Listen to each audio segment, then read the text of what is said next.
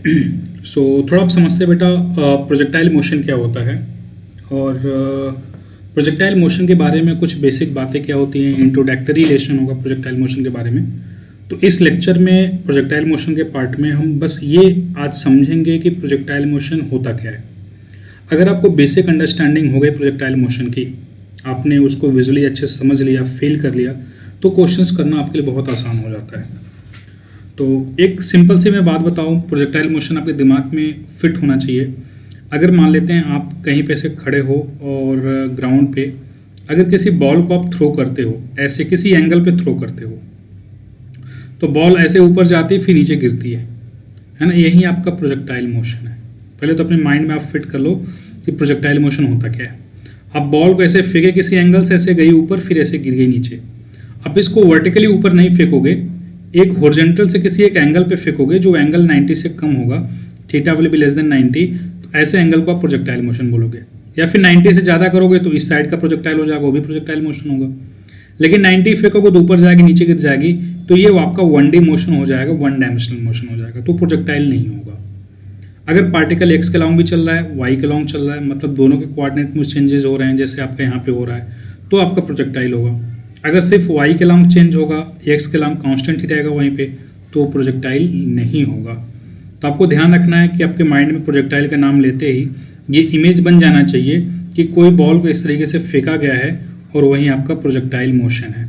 ठीक है, तो जैसे मैंने बोला कि अगर मैं इसी एग्जाम्पल्स के थ्रू स्टार्ट करूँ बेटा, जो मैंने आपको एग्जाम्पल बताया, तो देखो जैसे मान लेते हैं आपका कोई पार्टिकल है और उसको आप ऐसे थ्रो करते हो, एक्स एक्सिस हो गई, मान लो यहाँ पे वाई एक्सिस हो गई, और ऐसे आप पार्टिकल को यहाँ से थ्रो करते हो, इस तरीके से थ्रो करते हो, मान तो यू वेलोसिटी से थीटा एंगल पे ऐसे आप थ्रो करते हो, तो बॉल ऐसे ऊपर जाएगी, जा करके फिर ऐसे आगे कहीं ऐसे गिर जाएगी, ऐसे मोशन होगा पार्टिकल का, बॉल इस तरीके से मूव करते हुए आगे हो जाएगी। ये रियल एग्जांपल है जो आप प्रैक्टिकल लाइफ में देखते हो कि जो बॉल ऑफ फेंक रहे हो, बिल्कुल वही मोशन हम यहाँ पे एनालिसिस करने वाले हैं। मतलब यहाँ पे पार्टिकल का मोशन एक्स के लॉन्ग भी होगा, वाई के लॉन्ग भी होगा। पार्टिकल एक्स के लॉन्ग आगे भी जाएगी, वाई के लॉन्ग ऊपर भी जाएगी, दोनों के लॉन्ग कोऑर्डिनेट में चेंज हो रहा है। लेकिन एक चीज़ तो आपको पता है कि ग्रेविटी यहाँ पे सिर्फ वाई के लॉन्ग ही है, एक्स के लॉन्ग तो ग्रेविटी नहीं है ना, एक्स के लॉन्ग कोई भी एक्सलेशन नहीं है। मतलब प्रोजेक्टाइल मोशन की खासियत है कि जब हम 2D मोशन की भी हम बात कर रहे थे तो वहाँ पे एक्स के लॉन्ग भी एक्सलेशन था और वाई के लॉन्ग भी एक एक्सलेशन था 2D मोशन में। लेकिन अगर प्रोजेक्टाइल मोशन की बात करो तो प्रोजेक्टाइल मोशन एक 2D मोशन का पार्ट है, जहाँ पे हम प्रैक्टिकल लाइफ एग्जांपल्स देखते हैं। अब जो आपकी मोशन ग्रेविटी में जो मोशन होती है तो उसमें आपकी एक्स के लॉन्ग कोई एक्सलेशन नहीं होती है, सिर्फ वाई के लॉन्ग एक्सलेशन होती है, वो भी कितनी होती है, ग्रेविटी जी, जो नीचे की तरफ लगती है। तो यहाँ पे हम इस चीज़ को एनालिसिस करेंगे बेटा कि एक्स के लॉन्ग हमारा जो एक्सलेशन होता है वो होता है 0, और जो वाई के लॉन्ग एक्सलेशन होता है, जो ए वाई हमारा होता है, वो होती है ग्रेविटी जो नीचे की तरफ ऐसे लग रही होती है। ठीक है, अब यहाँ से अगर हम इसको ब्रेक करें, जो अपनी वेलोसिटी को अगर हम ब्रेक करें, जो हमारी वेलोसिटीज़ हैं अगर हम उसको ब्रेक करें, तो हमारी जो एक्स के लॉन्ग वेलोसिटी हो जाएगी। देखो आपको मैंने कंपोनेंट में ब्रेक करना तो ऑलरेडी बता रखा है। जैसे कोई भी वेक्टर क्वांटिटी है, कोई भी ऐसे वेक्टर क्वांटिटी है, अगर ऐसे है तो मान लो कोई फोर्स एफ है, उसको 2 परपेंडिकुलर कंपोनेंट में अगर ब्रेक करते हो, ठीक है, तो वहाँ पे अगर यहाँ पे कोई एंगल अगर थीटा फॉर्म कर रहा है तो जिधर थीटा होता है उधर होता है कॉस, उसके अपोजिट क्या होता है, साइन होता है। ध्यान रखेंगे जिन दोनों डायरेक्शन के लॉन्ग हम ब्रेक करेंगे वो आपस में 90 डिग्री पे होना चाहिए। जैसे यहाँ पे 90 डिग्री पे है, जनरली आपकी एक्स वाई एक्सिस ही आती हैं, तो उसको आप माइंड में फिट करेंगे 90 डिग्री पे होनी चाहिए। जो इधर आपका एंगल थीटा बनता है, जिस एक्सिस के साथ थीटा बनता है उधर होता है एफ कॉस थीटा, उसके अपोजिट में हो जाता है F sine theta, F sine theta हो जाता है। ठीक है, तो आप इसको ऐसे लिख सकते हो, जो हमारा फोर्स वेक्टर है that is F cos theta I cap हो जाएगा एक्स के लॉन्ग वाला, प्लस एफ साइन थीटा जे कैप हो जाएगा वाई के लॉन्ग वाला। मतलब ये आपका वाई के लॉन्ग वेलोसिटी हो गई, ये आपकी एक्स के लॉन्ग वेलोसिटी हो गई। सिमिलरली अगर यहाँ पे आप वेलोसिटी को देखेंगे तो जो मेरा एक्स के लॉन्ग वेलोसिटी हो जाएगी वो हो जाएगी यू कॉस थीटा, और जो वाई के लॉन्ग वेलोसिटी हो जाएगी वो हो जाएगी यू साइन थीटा। और अगर यहाँ पे हम नेट वेलोसिटी की बात करें यू नेट, तो यू नेट आपका कितना हो जाएगा, you cos theta I cap plus you sine theta J cap. ठीक है, अगर आप इसका रिजल्टेंट निकालते हैं ना तो भी यू ही आएगा। जैसे अगर मैं मैग्नीट्यूड निकालूं, मान लो जस्ट फॉर एक्सप्लेनेशन पर्पस, अगर इसका मैं मैग्नीट्यूड निकालूं तो मैग्नीट्यूड निकालोगे तो भी यू आएगा। चलो देखो, इसका स्क्वायर करो मतलब एक्स का वाला स्क्वायर मतलब you square cos square theta हो जाएगा। इसका स्क्वायर करोगे जे वाले का तो कितना हो जाएगा, u square sine square theta हो जाएगा। अब दोनों में से जब यू स्क्वायर कॉमन लोगे तो यू स्क्वायर कॉमन लोगे तो यू बाहर आ जाएगा, अंदर क्या बचेगा, sign square theta plus cos square theta बचेगा, जिसकी वैल्यू कितनी होती है, जिसकी वैल्यू होती है 1। तो फाइनल आंसर आपका आ जाएगा यू। तो मतलब रिजल्टेंट भी आपका क्या आएगा, रिजल्टेंट भी आपका आता है यू। ठीक है, तो मैं बस आपको एक्सप्लेन कर रहा था कि अगर आप ब्रेक करते हो तो आप यू को ब्रेक करके इस तरीके से लिखते हो, इसकी भी मैग्नीट्यूड यू ही आती है। ठीक है, तो जस्ट फॉर एक्सप्लेनेशन पर्पस है, जिसको कन्फ्यूजन आप नोट कर लोगे, क्योंकि नए बच्चे हैं, जिनको नए बच्चे में किसी को डाउट हो रही होगी तो उनको कोई डाउट ना है, इसलिए मैं चीज़ों को एक्सप्लेन कर रहा हूँ बार बार, ताकि आप कंफर्टेबल रहो, कोई दिक्कत ना है आपको। तो अभी तक जो हमने एनालिसिस किया, हमने ये देखा कि अगर पार्टिकल जो यू वेलोसिटी से जा रहा था उसको अगर दो कंपोनेंट में ब्रेक कर दो तो ये होगा यू कॉस थीटा, एक होगा u sine theta. U cos theta motion along x axis, u sine theta motion along y axis है, और इस तरीके से उसकी नेट वेलोसिटी होगी। एक्सेलेरेशन की बात करेंगे तो हमारे एक्स के अलावा कोई एक्सेलेरेशन नहीं, वाई के अलावा सिर्फ एक्सेलेरेशन है। इसका मतलब यहाँ पे हम एक बात और भी कह सकते हैं, सिंस एक्स के अलावा कोई भी एक्सेलेरेशन नहीं है, एक्स के अलावा जो मेरी वेलोसिटी होगी वो क्या होगी बेटा, वो कांस्टेंट हो जाएगी। एक्स के अलावा जो मेरी वेलोसिटी है वो कांस्टेंट होगी, क्योंकि इधर तो कोई एक्सेलेरेशन नहीं है ना। अगर कोई एक्सेलेरेशन नहीं मतलब जो मेरी वेलोसिटी होगी एक्स के अलावा कांस्टेंट होगी, और वाई के अलावा आपकी एक्सेलेरेशन है नीचे की तरफ लग रही है, तो ये वेलोसिटी ऊपर जाएगी तो घटते घटते घटते घटते जीरो हो जाएगी, फिर नीचे आना शुरू कर देगी। इसीलिए तो पार्टिकल कुछ दूर ऊपर जाता है, उसके बाद फिर नीचे आना शुरू कर देता है।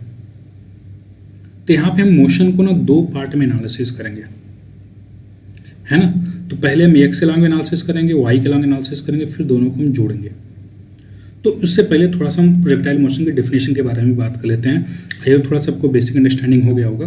तो इसके थोड़ा सा डेफिनेशन के बारे में बात करें, प्रोजेक्टाइल मोशन का डेफिनेशन हम क्या लिखेंगे। सिंपल सा डेफिनेशन क्या लिखोगे, 2D motion of a particle in gravity only. In gravity only, only का क्या मतलब हुआ कि ग्रेविटी के अलावा वहाँ पे कोई और फोर्स नहीं लग रहा होगा, है ना। ग्रेविटी ओनली का क्या सिंपल सा मतलब हुआ कि वहाँ पे ए वाई की वैल्यू तो आपकी जी हो जाएगी नीचे की तरफ, और ए एक्स की वैल्यू हो जाएगी 0। मतलब ग्रेविटी के अलावा वहाँ पे कोई भी दूसरा फोर्स नहीं लग रहा होगा, सिर्फ और सिर्फ ग्रेविटी लग रही होगी। तो 2D मोशन है, 2 डायमेंशनल मोशन है, लेकिन ग्रेविटी में है, उसको आप क्या बोलोगे, प्रोजेक्टाइल मोशन बोलोगे। वहाँ पे ग्रेविटी के अलावा कोई और दूसरा फोर्स नहीं है, ये ओनली वर्ड पे ध्यान रखना, है ना। ग्रेविटी के अलावा कोई दूसरा फोर्स नहीं, अगर कोई और फोर्स लगा दोगे तो motion under gravity projectile motion नहीं होगी।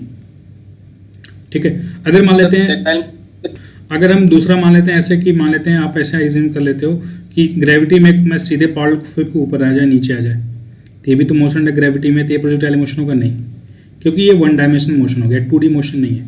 तो आपका 2D मोशन भी होना चाहिए और सिर्फ ग्रेविटी में भी होना चाहिए। तो अगर 2D मोशन भी है, ग्रेविटी सिर्फ प्रेजेंट है, तो आपका प्रोजेक्टाइल मोशन होगा, वो आपका सिंपली इस तरीके से ही एग्जिस्ट करेगा। अब थोड़ा आ जाओ इसको और एनालिसिस करते हैं हम लोग। तो एनालिसिस करने के लिए इसी डायग्राम को, इक्विवेलेंट डायग्राम इसका हम फिर से बना रहे हैं। हम क्या करेंगे, इसके वाई के अलॉन्ग मोशन को, एक्स के अलॉन्ग को, दोनों को हम अलग अलग एनालिसिस करेंगे। थोड़ा अलग अलग एनालिसिस करके उसको हम और समझने की कोशिश करते हैं। देखो, ये आपका एक्स के अलॉन्ग पार्टिकल का मोशन हो गया, ये आपका पार्टिकल का मोशन वाई के अलॉन्ग हो गया। पार्टिकल की वेलोसिटी हमने ऐसा एज्यूम की कि इधर यू है, ये एंगल आपका थीटा है, तो ये आपने एज्यूम कर लिया कि आपका हो गया यू कॉस थीटा, ये वाली भी एक्स के अलॉन्ग वेलोसिटी, और वाई के अलॉन्ग जो वेलोसिटी हो जाएगी that will be u sine theta, y के अलॉन्ग की। ये आपकी क्या हो जाएगी, कांस्टेंट हो जाएगी। क्यों, क्योंकि एक्स के अलॉन्ग कोई भी एक्सेलेरेशन नहीं है, ए एक्स कितना है 0 है, और वाई के अलॉन्ग एक्सेलेरेशन आपको पता है ए वाई कितना है, जी है, जो नीचे की तरफ लग रही होगी, तो ये आपकी वेलोसिटी कांस्टेंट नहीं होगी। ठीक है, अब थोड़ा इसके मोशन को और हम समझते हैं। देखो, अगर हम टाइम के साथ मोशन को एनालिसिस करें, टाइम के साथ पार्टिकल का कोऑर्डिनेट कैसे चेंज करेगा, तो आपको पता है कि एक्स के अलॉन्ग पार्टिकल एग्जैक्टली सेम चलेगा। तो मान लेते हैं t1 टाइम पे पार्टिकल यहाँ पे पहुँचता है, दिस इज टाइम t1 पे यहाँ पे आता है। T2 टाइम में पार्टिकल यहाँ पे आता है, इक्वल इंटरवल ले रहे हैं, T1 T2 इक्वल इंटरवल ले रहे हैं। T3 टाइम पे पार्टिकल आपका यहाँ आता है, T4 टाइम पे पार्टिकल आपका यहाँ पर जाता है। सिमिलरली अगर वर्टिकल मोशन की बात करें बेटा, तो वर्टिकल मोशन देखोगे तो पार्टिकल ऊपर जाएगा और कुछ दूर ऊपर जाके फिर नीचे आ जाएगा, है ना, क्योंकि ऊपर जाके ग्रेविटी लगेगी। तो जैसे पार्टिकल ऊपर जाएगा इसकी वेलोसिटी क्या होगी, जैसे पार्टिकल मान लो यहाँ पे ऊपर जा रहा है, तो यहाँ से एक तरह से इसका सिंपल मोशन ऐसा होगा कि एक पार्टिकल है जिसको आप u sin थीटा से ऊपर की तरफ थ्रो कर दिए हो, तो क्या करेगा, ऊपर जाएगा, ऊपर जाते जाते इसकी वेलोसिटी घटती जाएगी, घटते घटते फिर जीरो हो जाएगा, फिर वो नीचे आना शुरू कर देगा। तो वर्टिकल मोशन तो इसका कुछ इस तरीके से होगा। और हॉरिजॉन्टल मोशन की बात करोगे तो एक पार्टिकल होगा u cos थीटा से कांस्टेंट वेलोसिटी से आगे जा रहा है और वो आगे चलता चला जाएगा कांस्टेंट वेलोसिटी से। हॉरिजॉन्टल मोशन इसका ऐसा होगा x के लॉन्ग, और y के लॉन्ग मोशन आपका इस तरीके से होगा। दोनों के लॉन्ग मोशन को आप अलग अलग एनालिसिस करोगे। तो मान लेते हैं ये जो पोजीशन, ये टाइम T1 T2 T3 और T4 पे पार्टिकल यहाँ पहुंचा था, x के लॉन्ग जो उसका मोशन था उसकी बात करें। अगर y के लॉन्ग मोशन की बात करोगे तो पार्टिकल u sin थीटा से ऊपर गया, मान लेते हैं वो T1 टाइम पे पार्टिकल आपका यहाँ पहुँच गया, दिस इज द टाइम जहाँ पे T1 पहुँचा था। उसके बाद T2 टाइम पे सपोज जो पार्टिकल है ना टॉप पोजीशन पे पहुँच गया, फिर कहीं यहाँ पे पहुँच गया, T2 टाइम पे पार्टिकल यहाँ पहुँच गया, फिर वो कुछ टाइम पे मान लो T3 टाइम पे पार्टिकल आपका यहाँ पहुँच गया, और T4 टाइम पे पार्टिकल कहीं यहाँ पहुँच गया, इस तरीके से, है ना, T4 टाइम पे पार्टिकल आपका कहीं यहाँ पहुँच गया, मान लो इस तरह से टाइम है। तो T1 टाइम पे पार्टिकल का y कोऑर्डिनेट यहाँ पे है, T2 टाइम पे पार्टिकल का y कोऑर्डिनेट यहाँ पे है, T3 टाइम पे पार्टिकल का y कोऑर्डिनेट टॉप पे है, T4 टाइम पे पार्टिकल का y कोऑर्डिनेट यहाँ पे है। मतलब क्या हो रहा है कि पार्टिकल की वेलोसिटी आप पता है ऊपर जाएगा तो ग्रेविटी आपकी नीचे की तरफ लग रही होगी। अगर ग्रेविटी पार्टिकल की नीचे की तरफ लग रही होगी तो पार्टिकल ऊपर जाएगा तो उसकी वेलोसिटी घटती जाएगी, और जैसे पार्टिकल नीचे आएगा उसकी वेलोसिटी बढ़ती जाएगी, ग्रेविटी नीचे की तरफ लगेगी। तो होगा क्या बेटा कि जो पार्टिकल का पोजीशन होगा, ये एक्स के लॉन्ग पार्टिकल का पोजीशन अभी यहाँ पे है T1 टाइम पे, तो T1 टाइम पे y एक्सिस का लॉन्ग कहाँ पे है, यहाँ पे है, तो उसका जो पार्टिकल का कोऑर्डिनेट आ जाएगा वो कोऑर्डिनेट उसका यहाँ पे होगा। सिमिलरली T2 टाइम पे एक्स एक्सिस का लॉन्ग पार्टिकल यहाँ पे है, और y एक्सिस पे T2 टाइम पे पार्टिकल का पोजीशन यहाँ पे है, तो पार्टिकल यहाँ पे होगा। T3 टाइम पे y एक्सिस का पोजीशन यहाँ पे, y एक्सिस का लॉन्ग हाइट इतने हाइट पर है, और x एक्सिस का लॉन्ग जो पार्टिकल का पोजीशन है यहाँ पर है। T4 टाइम पे अगर बात करेंगे तो T4 टाइम पे पार्टिकल का जो x पोजीशन है, y वर्टिकल पोजीशन है यहाँ पे है, और जो आपकी इसकी हॉरिजॉन्टल पोजीशन है पार्टिकल की यहाँ पे है, ठीक है, T4 टाइम पे। फिर आगे इस तरीके से मोशन होता चला जाएगा, ठीक है। कुछ वक्त के बाद पार्टिकल मान लो T5 टाइम पे पार्टिकल यहाँ पर जाता है, और T5 टाइम मान लो x के लॉन्ग पार्टिकल की जो T5 टाइम पे पार्टिकल यहाँ पे होता है T5 टाइम पे, दिस इज वो T5 टाइम पार्टिकल यहाँ पे आता है इस तरीके से। तो अगर इसका डायग्राम बनाओगे, है ना, इस डायग्राम को अगर आप बनाओ तो पार्टिकल आपका कुछ इस तरीके से मोशन करते हुए, ऐसे मोशन करते हुए पार्टिकल ऐसे जाके गिर गया यहाँ पे। तो यही तो प्रोजेक्टाइल मोशन जो हम बना रहे थे, पाथ आपका कुछ उसी तरीके का पाथ फॉलो होगा ना, this is your projectile motion, ठीक है। T5 टाइम पे 0 हो गया, प्रोजेक्टाइल मोशन आपको कुछ इस तरीके से होता है। प्रोजेक्टाइल मोशन में पार्टिकल का पाथ होता है, जरा इसका मतलब समझो। जैसे आपसे क्वेश्चन में कुछ भी पूछा जा सकता है, जैसे पूछ लेगा कि मान लेते हैं, बताओ मुझे कि T1 टाइम में पार्टिकल कितना हॉरिजॉन्टल डिस्टेंस चला, तो T1 टाइम में जो हॉरिजॉन्टल डिस्टेंस होगा वो कैलकुलेट करने के लिए आप हॉरिजॉन्टल वेलोसिटी का यूज करोगे, हॉरिजॉन्टल वेलोसिटी इनटू टाइम, क्योंकि यहाँ पे कोई भी आपका डिस्प्लेसमेंट तो है नहीं, तो हॉरिजॉन्टल वेलोसिटी इनटू टाइम कर लोगे। T1 टाइम में कितना वर्टिकल पोजीशन चला, तो T1 टाइम पे इनिशियल वेलोसिटी हो गया, एक्सेलरेशन आपका g नीचे की तरफ लगेगा, और T1 टाइम पे यस आप जो भी इक्वेशन अप्लाई करोगे विथ एक्सेलरेशन वाला अप्लाई करोगे, यहाँ पे एक्सेलरेशन नीचे की तरफ लग रहा है, तो वर्टिकल मोशन आप अलग से अप्लाई करोगे। कितने टाइम तक पार्टिकल एयर में रहा, तो कितने टाइम तक पार्टिकल एयर में रहेगा कौन डिसाइड करेगा, वो डिसाइड करेगा वर्टिकल मोशन इसका, क्योंकि जैसे ये पार्टिकल वर्टिकली आके नीचे गिर जाएगा, हॉरिजॉन्टली भी वहां पे रुक जाएगा, क्योंकि पार्टिकल अगर जमीन पर टच कर जाएगा तो हॉरिजॉन्टल डिस्टेंस तो कवर भी नहीं करेगा। तो कितने टाइम तक पार्टिकल हवा में रहा कौन डिसाइड करेगा, ये वर्टिकल मोशन डिसाइड करेगा कि पार्टिकल की वर्टिकल वेलोसिटी कितनी थी। कितना दूर जाके गिरेगा इसको डिसाइड करने के लिए पार्टिकल का हॉरिजॉन्टल वेलोसिटी और कितने टाइम तक हवा में रहा दोनों कंट्रीब्यूट करेंगे। कितने टाइम तक हवा में रहा मल्टीप्लाई बाय हॉरिजॉन्टल वेलोसिटी, आपकी पार्टिकल की कितना डिस्टेंस कवर करेगा हॉरिजॉन्टल वो बताएगा। कितनी मैक्सिमम हाइट कवर किया, अगर कितनी मैक्सिमम हाइट की बात करेंगे तो उसके लिए आप क्या करोगे, पार्टिकल की वर्टिकल वेलोसिटी कितनी थी और कितना हाइट पे यहाँ पे जो कवर हाइट कवर करेगा वही हाइट पार्टिकल यहाँ पे भी कवर करेगा। तो इन सब चीज़ों के बारे में थोड़ा थोड़ा और हम बात करते हैं कि आपसे क्वेश्चन में क्या क्या पूछा जाता है। तो आपसे क्वेश्चन में जनरली 3 चीज़ें हैं जो इंपॉर्टेंट है यहाँ पे जो पूछी जाती हैं, उसके बारे में हम थोड़ी सी बात करते हैं। 3 वर्ड्स हैं, ज़रा उनको हम समझो बेटा। पहला चीज़ आपसे पूछा जाता है कि बताओ कितना मैक्सिमम हाइट कवर करेगा, तो उसको हम बोलते हैं एच मैक्स। बोलते हैं कितना रेंज कवर करेगा, तो कितना हॉरिजॉन्टल डिस्टेंस कवर करता है उसको बोलते हैं हम रेंज। और होता है टाइम ऑफ फ्लाइट कितना होगा, टाइम ऑफ फ्लाइट होता है पार्टिकल कितने टाइम तक हवा में था, तो उसको बोलेंगे हम टाइम ऑफ फ्लाइट। तीन चीज़ों का थोड़ा डेफिनेशन समझते हैं और इनकी मीनिंग के बारे में इनके भी आगे डिस्कस करते हुए चलते हैं, राइट। तो सबसे हम पहले बात करेंगे बेटा टाइम ऑफ फ्लाइट के बारे में कि टाइम ऑफ फ्लाइट क्या होता है और उसको हम कैसे कैलकुलेट करते हैं। So just let me talk about the time of flight once. See time of flight क्या है, तो पहली चीज़ हम बात करेंगे टाइम ऑफ फ्लाइट। तो जो टाइम ऑफ फ्लाइट होता है, टाइम ऑफ फ्लाइट को हम कैपिटल टी से रिप्रेजेंट करते हैं, कैपिटल टी से रिप्रेजेंट करते हैं। ये क्या होता है, this is total time spend by the particle in air. This is total time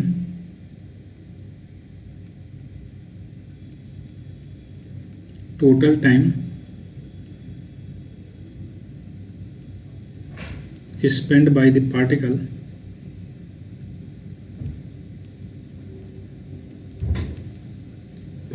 in air, total time spent by the particle in air, that will be your time of flight।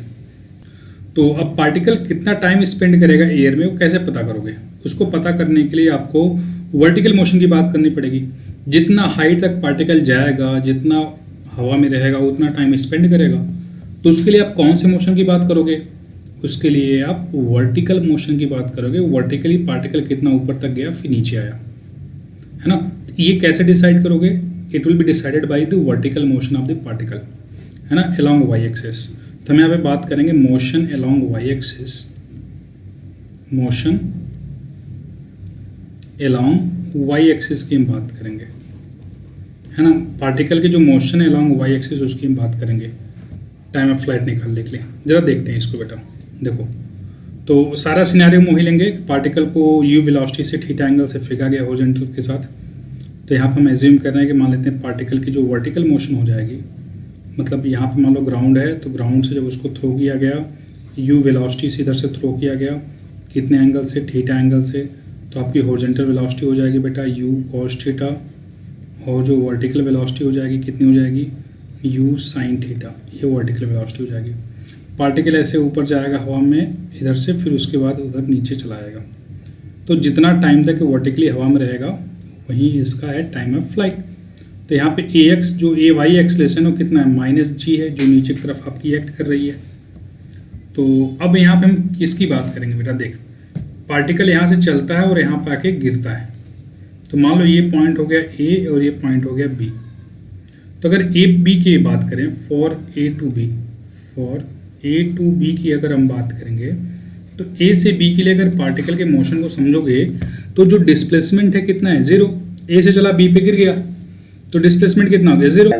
अगर हम ए से B की बात करेंगे तो vertical displacement 0 हो गया। तो हमारा एस वाई कितना हो गया? वर्टिकल डिस्प्लेसमेंट हो गया 0। इनिशियल वेलोसिटी कितनी होगी बेटा? इनिशियल वेलोसिटी यू वाई कितना हो जाएगा? यू साइन थीटा हो गया। टाइम ऑफ फ्लाइट जो हमें निकालना है कितना है? टाइम ऑफ फ्लाइट यहाँ पे कितना है? टी है, कैपिटल टी है। और जो आपका यहाँ पे acceleration due to gravity a y कितना है? वो आपका माइनस जी है। तो यहाँ पे आप क्या अप्लाई करोगे बेटा? यहाँ पे अप्लाई करोगे आप, है ना, second equation of motion, using second equation of motion, second equations of motion along y axis, y axis के along second equations of motion में अप्लाई कर रहे हैं। तो क्या लिखोगे सर? हमेशा s y is equal to u y into t plus half a y into t square. तो यहाँ पे एस वाई कितना है बेटा? 0 है। यू वाई कितना है? यू साइन थीटा है। अभी हम टाइम को टी ले रहे हैं क्योंकि टाइम हमारा जो आएगा उसको हम कैपिटल टी से लिख देंगे। तो अभी स्मॉल टी हम यहाँ पे यूज़ कर रहे हैं, स्मॉल टी हो गया प्लस हाफ। ए वाई की वैल्यू कितनी है? माइनस जी है, एक्सेलरेशन की वैल्यू माइनस जी है, into t square is equal to 0। अब देखो यहाँ से क्या करो, 2 से मल्टीप्लाई कर दो सब में, तो इसको क्या लिख सकते, 0 is equal to u t sine, हाँ सॉरी ऐसे लिखो बेटा, two u sine theta into t minus g t square हो गया, क्योंकि टू मैंने कॉमन लेके उधर कैंसिल कर दिया ना, तो यहाँ से कॉमन लेके ऊपर से मल्टीप्लाई करना होगा, तो उधर भेज दो, 0 हो गया। अब यहाँ से इस इक्वेशन को ध्यान से देखोगे तो इस इक्वेशन में से आप इसको ऐसे लिख सकते हो, टी कॉमन लो तो इसको लिख सकते हो 2u sine theta minus g t is equal to 0, क्योंकि अगर टी कॉमन लगो तो यहाँ से टी है, यहाँ से टी, तो यहाँ होगा 2 sine theta minus g t is equal to 0। तो यहाँ से अगर ये पूरा टर्म 0 है, इसका मतलब दो पॉसिबिलिटी हो सकती हैं, या तो आपका ये टाइम 0 हो जाए, ये टी 0 हो जाए, या फिर एक पॉसिबिलिटी है कि यहाँ पे जो 2u sine theta minus g T है ये 0 हो जाए, 2u sine theta minus g T है वो 0 हो जाए। तो 2u sine theta minus g T अगर 0 पुट करोगे तो यहाँ से t की वैल्यू आ जाएगी 2u साइन थीटा बाई जी आ जाएगी। ठीक है, अब देख बेटा जरा इसको और थोड़ा एनालिसिस करते हैं हम लोग ना। अब यहाँ पे हम जो इक्वेशन अप्लाई किए हैं, हम किस लिए अप्लाई किए हैं, कब हमारा डिस्प्लेसमेंट कितना है 0, तो डिस्प्लेसमेंट कब 0 होगा, at t is equal to 0 पे भी डिस्प्लेसमेंट 0 होगा, और एक दूसरा जब b पे पहुंचेगा तब 0 होगा। मतलब अगर a की बात करें तो a के लिए तो टाइम ऑब्वियसली 0 ही है, और b पे कब पहुंचेगा, 1 हो गया, a पे 0 है तब भी डिस्प्लेसमेंट 0 है, और b पे पहुंचेगा तो भी डिस्प्लेसमेंट 0 है। तो b पे कब पहुंचेगा, तो b पे पहुंचेगा बेटा t is equal to 2u sine theta by g, इतने टाइम पहुंचेगा। मतलब a से b तक आने में कितना टाइम लगा, 2u साइन थीटा बाई जी लगा। मतलब पार्टिकल कितने टाइम तक हवा में था, 2u साइन थीटा बाई जी तक हवा में था। मतलब जो टाइम ऑफ फ्लाइट कितना हो गया, टाइम ऑफ फ्लाइट कितना हो गया, time of flight capital T की जो वैल्यू हो गई वो कितनी हो गई, 2u sine theta by g हो गई। This is the formula for the time of flight, right. I hope सारे पॉइंट्स आपको क्लियर होंगे और ये फार्मूला भी आपको क्लियर होगा। तो ये फार्मूला आपको याद होना चाहिए, this is very important formula, through out use होगा, तो कोशिश करो सब लोग इसको याद कर लेने के लिए। ठीक है, तो आप किसका फार्मूला है, टाइम ऑफ फ्लाइट का। तो पार्टिकल कितने टाइम तक हवा में रहेगा, तो जो आपका टाइम ऑफ फ्लाइट का फार्मूला होगा उसके हिसाब से डिसाइड करोगे, तो उसकी वैल्यू कितनी आती है बेटा, 2u साइन थीटा बाई जी। तो ये फार्मूला आपको याद रखना है। Okay, clear everyone. एक मैं थोड़ा सा आपको लिंक करता हूँ चीज़ों को, थोड़ा सा अगर आपको नहीं समझ में आ रहा हो थोड़ा सा चीज़ों को समझने की कोशिश करना, जो मैं आपको साइड में थोड़ा सा यहाँ पे बता रहा हूँ, मैं इसको भी इरेज कर दूंगा बस समझने के लिए आपके है। जैसे मैं अगर आपसे सिंपली पूछूं कि मान लेते हैं अगर मोशन अंडर ग्रेविटी हम पढ़ रहे होते हैं, वो भी वर्टिकल मोशन होता है अलॉन्ग वाई एक्सिस, अगर पार्टिकल को हम u वेलोसिटी से ऊपर थ्रो करते थे तो मैं आपको बोलता था कि पार्टिकल जो है, मान लो पार्टिकल ऐसे ऊपर गया, ऐसे नीचे आके गिर गया ऐसे, तो मैंने आपको बताया था अगर u से पार्टिकल को भेजोगे तो ऊपर जाने में जो टाइम लगता है u बाई जी लगता है, और नीचे आने में जो टाइम लगता है वो भी u बाई जी लगता है। बताया था मैंने, यहाँ से यहाँ जाने में u बाई जी, ऊपर से नीचे आने में u बाई जी, तो जो टोटल टाइम लगता था उसको हम टाइम ऑफ फ्लाइट बोलते थे, 2u बाई जी होता था। समझ में आ रहा है, मैंने आपको बताया ऑलरेडी, याद भी कराया था। अगर आपको याद होगा इक्वेशंस जब हम मोशन अंडर ग्रेविटी पढ़ रहे थे तो मैंने बताया था कि यहाँ से ऊपर जाने में u बाई जी टाइम लगता है और नीचे आने में भी u बाई जी टाइम लगता है, तो जो टोटल टाइम लगता है वो 2u बाई जी लगता है। कैसे u बाई जी लगता है जरा देखो, आप यहाँ से यहाँ के लिए आप एक फर्स्ट इक्वेशन अप्लाई कर दोगे, v is equal to u plus a t apply कर दोगे, यहाँ पे फाइनल वेलोसिटी हो जाएगी 0 हो जाएगी, तो क्या लिखते हैं, तो 0 इज इक्वल टू यू, ए की वैल्यू हो गई माइनस जी इंटू टी, तो यहाँ से टाइम t की वैल्यू हो जाती थी u बाई जी। मतलब u बाई जी ऊपर जाने में लगता था, जितना ऊपर जाने में लगता था उतना ही ऊपर से नीचे आने में लगता था, तो जो टोटल टाइम लगता था 2u बाई जी लगता था। तो यहाँ पे वेलोसिटी कितनी थी u, तो टाइम कितना लगा 2u बाई जी, यहाँ पे वेलोसिटी कितनी है u साइन थीटा, तो कितना लगा 2u साइन थीटा बाई जी। एक तरह से जो तेरी वर्टिकल वेलोसिटी है यहाँ पे u साइन थीटा है, बस बाकी चीज़ें तो वही है ना, यहाँ पे u था तो 2u बाई जी, यहाँ पे u साइन थीटा है तो यहाँ पे 2u sine theta by g. Motion तो मोशन अंडर ग्रेविटी वाला ही है ना, तो इसको भी वैसे ही कर सकता है। यहाँ से यहाँ पहुँचने में कितना टाइम लगेगा, u sine theta by g, नीचे आने में कितना टाइम लगेगा, u sine theta by g, total time कितना लग गया 2u sine theta by g. यहाँ पे ऐसे कर सकता है, या फिर इस इक्वेशन को भी डायरेक्ट यहाँ से यहाँ के लिए कर सकता है, तो डिपेंड करता है कौन सा अप्लाई करते हो। दोनों तरीके से कर सकते हो, आपको बहुत फ्रिक्वेंट रहना है, बहुत कंफर्टेबल रहना है इक्वेशन अप्लाई करने में। अगर कहीं पे भी दिक्कत आए तो बार बार उसको अप्लाई करके पेन चलाओ, कंसेप्ट को एनालिसिस करो, है ना, बार बार प्रैक्टिस करो, वो चीज़ें अपने आप याद आ जाएंगी। लेकिन बेटा अगर तुझे थोड़ा सा भी कन्फ्यूजन होगा कैसे चीज़ें क्या हो रही हैं, आपको कुछ ऐसा लग रहा है जो समझ में नहीं आ रहा है, इसका मतलब आपको प्रैक्टिस की ज़रूरत है, रिविजन की ज़रूरत है। क्लासेस को सीरियसली अच्छे से अटेंड करो, नोट्स बनाओ और रिवाइज करो, सिंपल सा काम ही करना आपको है, ठीक है। So now we are going talk about the particle की मैक्सिमम हाइट कितना कवर करेगा उसके बारे में। देखो हमने टाइम ऑफ फ्लाइट बात कर लिया, पार्टिकल कब तक हवा में रहेगा उसकी बात हमने कर ली। अब हम बात करेंगे पार्टिकल कितना मैक्सिमम हाइट अचीव करेगा उसके बारे में। अब मैक्सिमम हाइट जो अचीव करेगा उसके लिए भी वर्टिकल मोशन की ही बात करेंगे। पार्टिकल वर्टिकली कितना ऊपर तक जाएगा उसके लिए भी हम वर्टिकल मोशन की ही बात करेंगे। तो पहले हेडिंग डाल लेते हैं मैक्सिमम हाइट। इसको कभी एच मैक्स से भी रिप्रेजेंट करते हैं बेटा, एच मैक्स से रिप्रेजेंट करते हैं, या फिर सिंपल इसको हम कैपिटल एच से भी रिप्रेजेंट करते हैं, दोनों से सिंबल से रिप्रेजेंट करते हैं, है ना। तो ये मैक्सिमम हाइट वर्टिकली कितना पार्टिकल अचीव करता है उसको एच मैक्स बोलते हैं ना। देखो थोड़ा सा एक बार पहले हम डायग्राम बना दें ताकि आपको थोड़ी क्लैरिटी हो जाए। ये मान लेते हैं वाई एक्सिस हो गई, ये आपकी एक्स एक्सिस हो गई। पार्टिकल को यहाँ से प्रोजेक्ट किया जाता है, मान लो ऐसे जा करके पार्टिकल ऐसे यहाँ पे गिर जाती है। जो इसकी वेलोसिटी है दी जा रही है, मान लो यू है, यहाँ पे एंगल थीटा है, तो जो ये हाइट है ये आपकी एच मैक्स है, इसी को हम कैलकुलेट करने वाले हैं मैक्सिमम हाइट कितना अचीव होगी, है ना। तो यहाँ पे भी हम पार्टिकल के वर्टिकल मोशन की बात करेंगे, है ना, क्योंकि इसकी जो हॉरिजॉन्टल वेलोसिटी हो जाएगी यू साइन थीटा होगा, और जो वर्टिकल वेलोसिटी हो जाएगी यू, मैं मिस्टेक बेटा उल्टा कर दिया, रुक जाओ,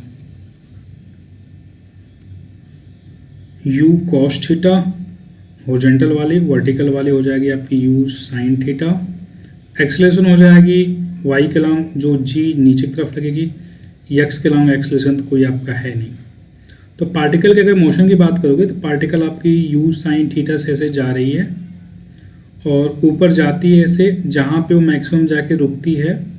आपको यही पता करना है कि मैक्सिमम हाइट वर्टिकली कितना अचीव करेगी, यही आपका क्या है एच मैक्स या कैपिटल एच है, ठीक है। तो यही हाइट की बात करनी, जितना हाइट तक ऊपर जाएगा वही मैक्सिमम हाइट यहाँ पे अचीव करेगा। तो इसके लिए भी हम वही काम करेंगे बेटा। मान लेते हैं पार्टिकल अपना यहाँ पे ए है, ये आपका बी पॉइंट हमने लिया था पिछले केस में, बीच वाले को ले लेते हैं सी, एक्सेलरेशन आपका माइनस जी नीचे की तरफ है। चलो देखो आपको क्या क्या गिवन है। अगर मोशन अलोंग वाई एक्सिस की बात हम करें, मोशन अलोंग वाई एक्सिस की बात करें, motion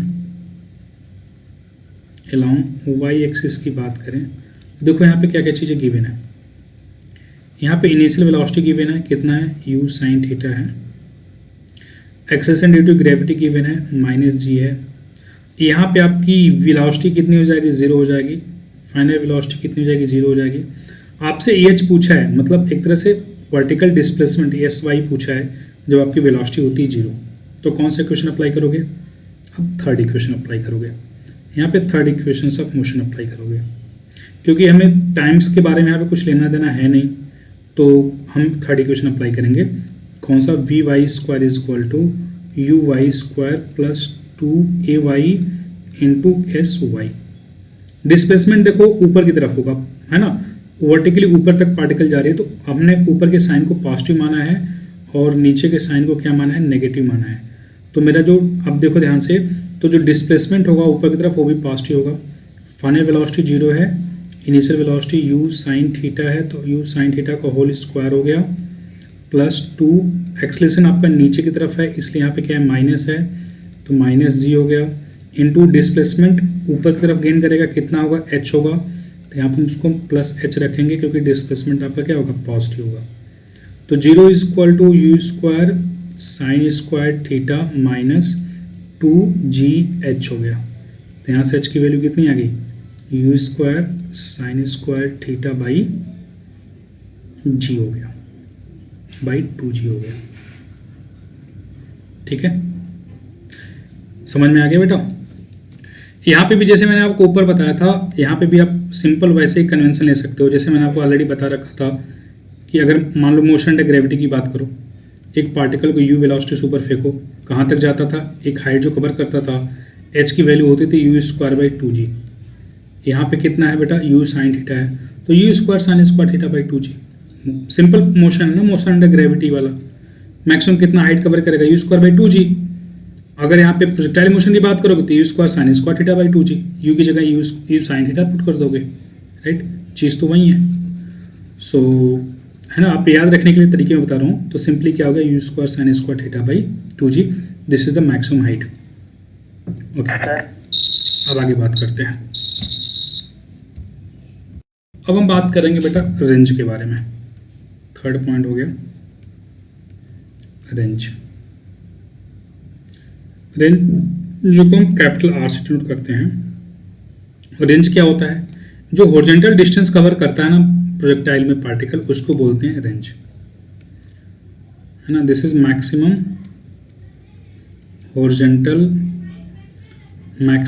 horizontal distance covered by the particle, maximum horizontal